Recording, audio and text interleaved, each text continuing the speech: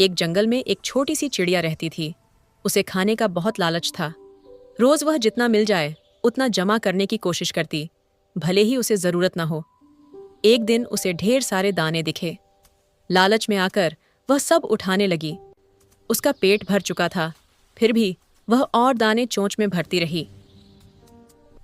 तभी वह उड़ नहीं पाई और जमीन पर गिर गई। बाकी चिड़ियां उड़ गईं, लेकिन वह अकेली रह गई।